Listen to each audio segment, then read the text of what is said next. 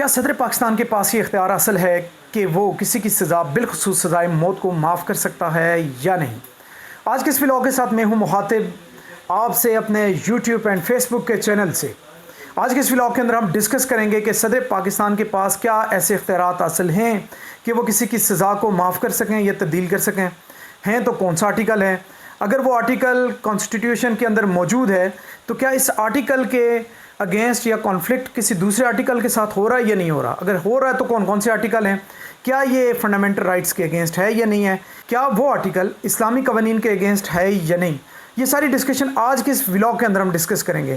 تو سب سے پہلے ہم ڈسکس کرتے ہیں کہ کون سا آرٹیکل ہے جو صدر پاکستان کو اس چیز کا اختیار دیتا ہے۔ تو وہ آرٹیکل ہے 45 of the constitution of Pakistan 1973۔ یہ پاور دیتا ہے کہ صدر کو یہ 4 طرح کے پاور دے رہا ہے۔ سب سے پہلے وہ معاف کر سکتا ہے، چاہے سزائے موت ہے یا عمر قید ہے۔ دوسرا، تبدیل کر سکتا ہے، کنورٹ کر سکتا ہے سزائے موت کو عمر قید میں، روک سکتا ہے، کسی کو سزائے موت ہو رہی ہے اس سزائے موت کو وہ روک سکتا ہے۔ چوتھی چیز، کم کرنا، یعنی 20 سال سزا کو 10 سال میں کنورٹ کرنا۔ یہ اختیارات کون دے رہا ہے؟ Article 45 the constitution of Pakistan. کیا اس آرٹیکل کے اگینسٹ کچھ دوسرے آرٹیکل بھی موجود ہیں؟ کیا اس آرٹیکل کا کانٹراڈکشنز کسی دوسرے آرٹیکل کے ساتھ بھی ہو رہا ہے؟ جی ہاں، آرٹیکل 2 کانسٹیٹیوشن آف پاکستان کا وہ کلیئر کٹ کہتا ہے کہ دی اسلام از دی ریلیجنس آف پاکستان۔ اس نے کلیئر کٹ کہہ دیا ہی کے پرنسپل ایکسرسائز ہوں گے۔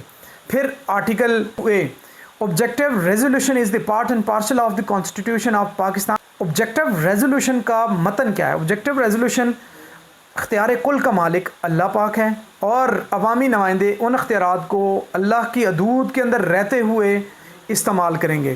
یہ کون سا آرٹیکل کہہ رہا ہے؟ Article 2A۔ اور پھر اس کے بعد ایک اور آرٹیکل، اور فلک شگاف لفظوں میں یہ چیز کہہ دی کہ یہ آرٹیکل اگینسٹ دی اسلام ہے۔ کون سا؟ Article 227 article constitution of the Pakistan clear cut کہہ رہا ہے کہ کوئی بھی ایسی لیجسلیشن جو قرآن، سنہ اور اسلامی قوانین کے اگینسٹ، وہ کانسٹیٹیوشن نہیں بنا سکتے۔ جو ان چیزوں کے قرآن، سنہ اور اسلام کے اگینسٹ ہوگا وہ کانسٹیٹیوشن نل اینڈ وائٹ قرار دیا جائے گا۔ اپنے اصل ٹاپک کی طرف چلتے ہیں۔ آرٹیکل 45 جو اختیارات صدر پاکستان کو دے رہا ہے، کیا صدر پاکستان کسی قاتل کو، جیسے ٹرائل کورٹ سے لے کر سپریم کورٹ تک سزائے موت بحال رکھی اور صدر پاکستان نے اپنے جنبش قلم سے یا کسی وابستگی سے اس کی سزا معاف کرنے کا حکم دے دیا، کیا یہ فنڈامنٹل رائٹ کے اگینسٹ یہ صدر پاکستان کو اختیار نہیں ملے ہوئے؟ ایک اور ایگزامپل لے لیتے ہیں۔ اس وقت ڈاکٹر عارف الوی صاحب صدر پاکستان بیٹھے ہوئے ہیں اور ان کا تعلق پی ٹی آئی سے ہے۔ پی ٹی آئی کا کوئی بھی کارکن، اس نے جان بوجھ کے کسی بندے کا قتل کر دیا، ٹرائل کورٹ سے لے کر سپریم کورٹ اسی نتیجے پہ پہنچی کہ اسے سزائے موت دینی چاہیے، اور صدر پاکستان کے پاس اس نے رحم کی اپیل دائر کی اور صدر پاکستان نے اس آرٹیکل 45 کے پاور کو استعمال کرتے ہوئے اس شخص کو جس نے قتل کیا ہوا تھا اس کی سزا معاف کر دی۔ کیا یہ بہت بڑا کانٹراڈکشنز نہیں ہے؟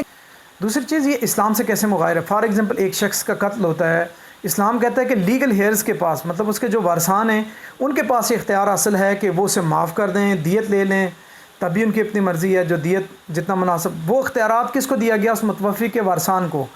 تو یہاں پہ صدر پاکستان اگر اپنے اختیارات استعمال کرنا شروع کر دیں، کیا یہ beyond the limit of the powers نہیں آ جاتی یا کانٹراڈکشن آف اسلام نہیں آ جاتی؟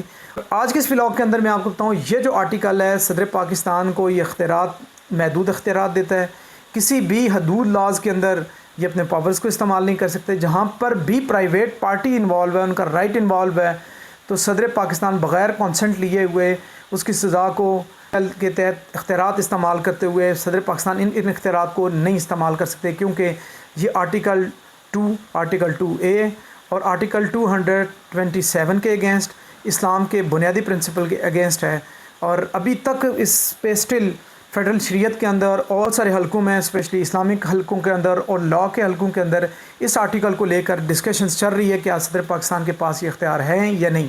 آج کے اس ولاگ کے ساتھ اجازت چاہوں گا۔ آپ سب کی سماعتوں کا بہت بہت شکریہ۔